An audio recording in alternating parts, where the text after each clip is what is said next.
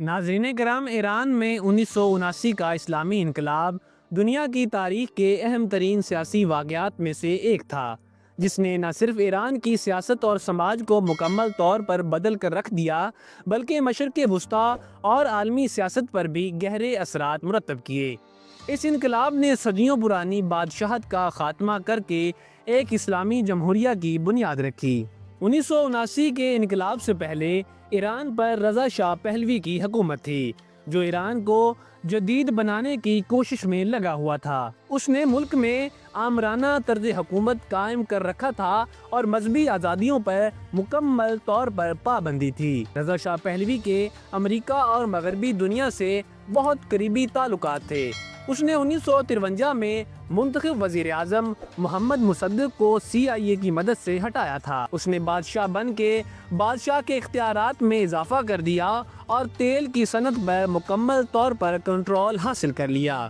سفید انقلاب کے تحت زمینی اصلاحات، خواتین کو حقوق اور تعلیم میں اضافہ جیسے قوانین متعارف کروائے، لیکن ان اصلاحات سے غریب اور مذہبی طبقے اور قبائلی ناراض ہو گئے۔ رضا شاہ پہلوی نے ساواک کے نام سے ایک خفیہ پولیس بنا رکھی تھی، جس کے ذریعے وہ ایران کی عوام پر سخت نگرانی کرتا تھا۔ آزادی اظہار پر مکمل طور پر پابندی تھی اور اپوزیشن پر سخت کریک ڈاؤن تھا۔ آیت اللہ خامنئی اور دیگر علماء نے بادشاہ کی پالیسیوں کو اسلام مخالف قرار دیا۔ حجاب پر پابندی، مغربی کلچر کی ترویج، شرعی قوانین کا خاتمہ، یہ تمام ایسی باتیں تھیں جو انقلاب کی وجہ بنی۔ ناظرین کرام، آپ جانتے ہیں کہ ایران تیل کی دولت سے مالا مال ہے، لیکن تیل سے دولت آنے کے باوجود غربت اور بے روزگاری میں بہت زیادہ اضافہ ہو چکا تھا۔ دولت کی غیر منصفانہ تقسیم ہوتی تھی اور مہنگائی میں بہت زیادہ اضافہ تھا۔ تیزی سے مغربی طرز زندگی اپنایا جا رہا تھا، جبکہ عوام کی بڑی تعداد مذہبی اور روایتی اقدار کی حامی تھی۔ یہ وہ تمام وجوہات تھیں جو شاہ کے خلاف تحریک کا آغاز بنی۔ آیت اللہ خامنئی نے 1963 میں شاہ کے خلاف آواز اٹھائی۔ 1964 میں انہیں جلا وطن کر دیا گیا۔ جلا وطنی کے دوران بھی ان کی تقاریر اور بیانات ایران میں خفیہ طور پر پہنچتے رہے۔ ناظرین کرام، 1978 میں عوامی مظاہروں کا سلسلہ شروع ہو گیا۔ جنوری 1978 میں ایک حکومتی اخبار میں خامنئی کے خلاف مضمون شائع ہوا۔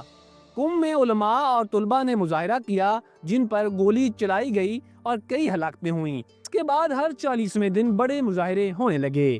دسمبر 1978 میں تہران سمیت ایران بھر میں لاکھوں افراد سڑکوں پر نکل آئے اور بادشاہ کے خلاف نعرے بازی کرنے لگے۔ ایران کے شاہ نے حالات کو کنٹرول کرنے کے لیے فوج، پولیس اور ساواک کا استعمال کیا، مگر ناکام رہے۔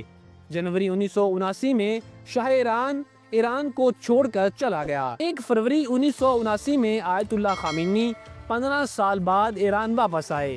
11 فروری 1979 میں بادشاہت کا مکمل طور پر خاتمہ ہوا اور شاہ کے وفادار ادارے ٹوٹ گئے۔ مارچ 1979 میں ریفرینڈم کے ذریعے اسلامی جمہوریہ قائم ہوئی اور 1979 میں ہی ایک نیا آئین ولایت فقہ کا تصور پیش کیا گیا۔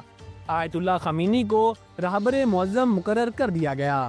ناظرین کرام، 1979 کا ایرانی انقلاب ایک مذہبی اور عوامی تحریک کا امتزاج تھا۔ عوام کی شاہی جبر، مغربی اثرات اور معاشی نابرابری کے خلاف بغاوت تھی۔ اس انقلاب میں ایک مغرب نواز سیکولر بادشاہت کو ہٹا کر ایک اسلامی حکومت قائم کی، جو آج تک قائم ہے۔